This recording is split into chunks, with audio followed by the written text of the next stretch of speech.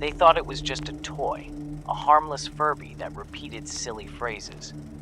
But when it began to move on its own, and strange things started happening, they realized this Furby was hiding a dark secret. What was once a child's plaything turned into a terrifying nightmare. They're neat toys, aren't they? Somehow both terrifying and adorable. Little fuzzy creatures with predatorial front-facing eyes. I've always had mixed feelings about them, but they never spooked me. I didn't believe my little sister when she said hers actually ate. Katie always did have an active imagination and sometimes would get wrapped up in her own thoughts. I chalked this up to another one of her fantasies. Over the following days, however, she insisted it was true, that it really did eat. I decided to humor her and keep an eye on the toy, just like she asked. Katie herself seemed rather unconcerned, and so I wasn't worried. I thought I wouldn't find anything. I was wrong. On the first day I watched the Furby, everything seemed fine. The little teal-gray toy uttered its usual phrases and moved its eyes and ears joyously and loudly. My little sister laughed at its antics as she drew in a coloring book. After a few minutes of this, I was preparing to leave, but right before I did, I noticed something. The Furby seemed to be staring at me, completely silent and with eyes unblinking as it gazed into my soul. I thought it was broken, and so I tapped it a little, and it started to blink again. The toy was a bit creepy, I thought, but perfectly normal and fine. The next day, though, Katie begged me to watch the Furby again. She said as soon as I had left yesterday, the toy had begun to walk around. That was ridiculous, of course. They can't do that, I said, trying to be delicate. I couldn't blame her for having an imagination, but she insisted that was the case and that she wasn't lying.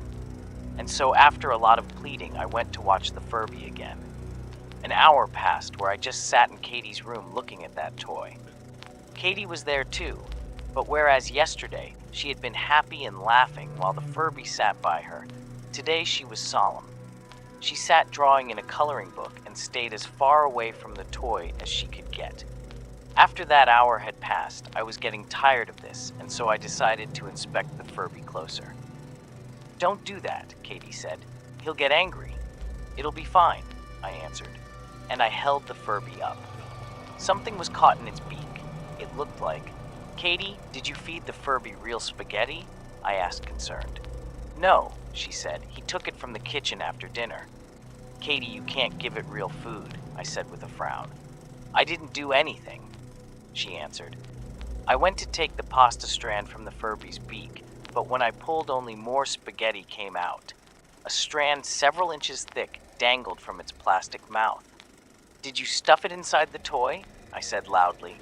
"I didn't do anything," she answered again, meeker this time.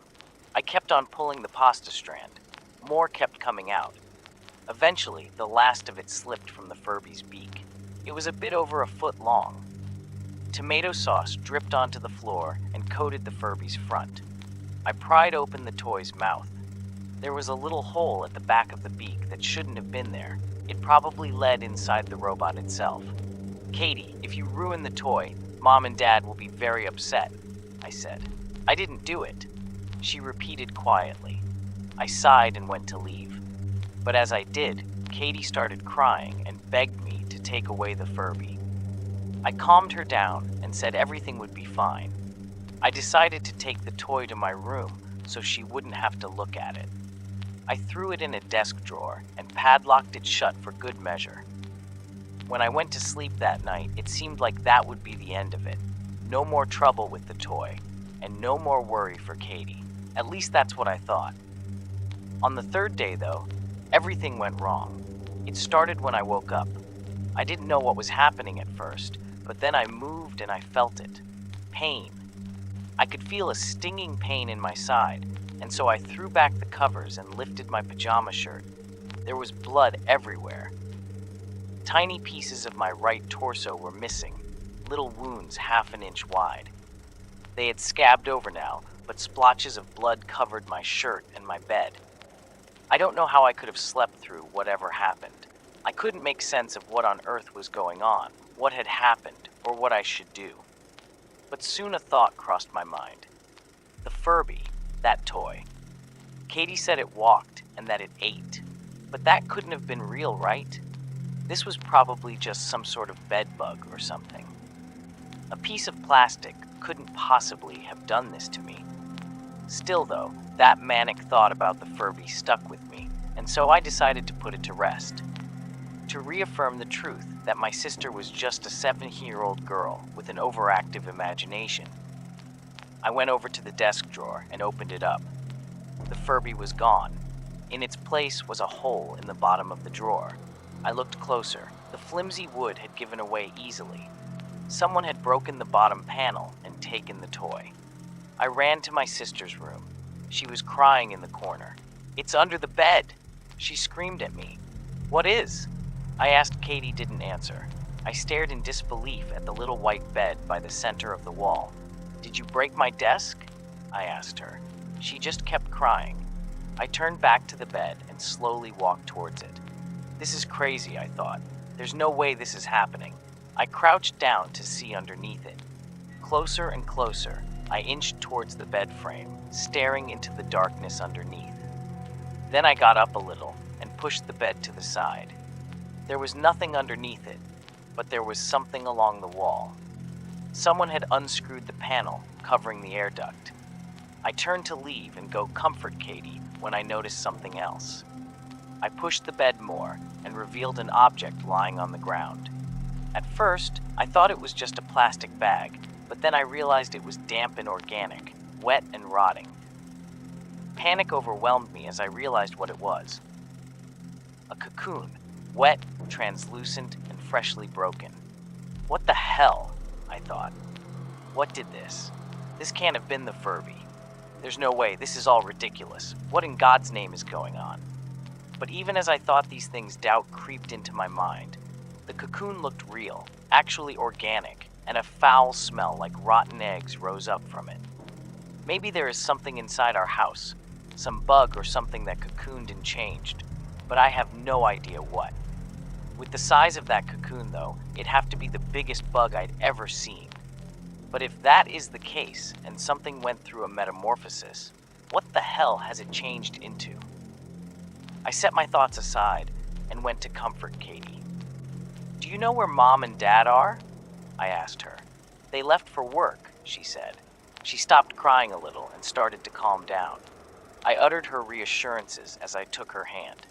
"We have to go now," I said. "We have to leave." She nodded in agreement. Before we left, I took something from the bathroom, and then another thing from Mom and Dad's room. Have to stay prepared. After that, I left with Katie down the stairs. We bolted towards the back door. We had almost made it there when I heard a noise echoing across the house, a rapid scuttling sound of 1,000,000 feet. "Snake!" Katie screamed. I looked back and just briefly saw something move behind the kitchen counter. "Jesus Christ," I said, and then I backed away, squeezing Katie's hand tighter as I did. The back door swung open easily, and I shoved Katie outside, following closely behind her. We ran into the middle of the yard where we stayed waiting. I kept Katie behind me as I stared at the open back door. That scuttling noise continued to echo from the kitchen, and then it stopped. For several minutes there was nothing but silence as I stared at the open back door. "There!" Katie yelled as she pointed at the fence. Just briefly did I see a long teal-gray object drop into a bush on my left. A terrible screeching noise came from the bush as I heard the scuttling sound again. Katie tugged on my shirt, wanting to run, but I didn't. Instead, I took out the hairspray I'd taken from the bathroom and the lighter I'd taken from my parents' bedroom. Holding them out in front of me, I ignited the lighter and pressed on the capless hairspray. A plume of fire erupted into the air and covered the bush. The screeching inside grew louder. Katie stayed safely behind me as I kept dousing the bush in flames. Soon the screeching became a garbled cry, horrific Furbish noises from hell resounding through the air. I must have used the whole can of hairspray. So determined I was to kill it. A demonic insectile screaming filled the yard. and then grew quieter until there was no sound but the crackling fire. Eventually, the flames cleared, the last embers dying down. Blackened vegetation covered the ground, and I could see a little teal-gray object within the charred debris. There was no more screeching. I used my shoe to dust it off. It was indeed the Furby, but it was just a normal piece of plastic. A melted, destroyed toy made of charred metal and singed fur.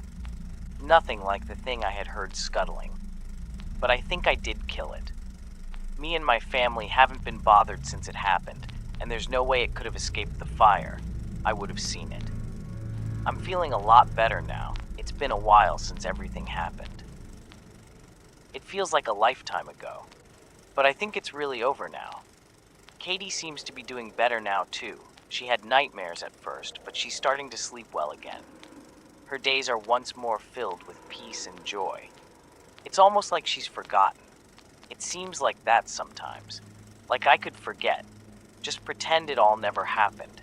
That I never saw what I did. But there's one thing that's burned into my head. A moment that haunts me still.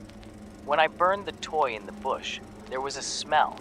An overpowering, delicious smell of cooking meat.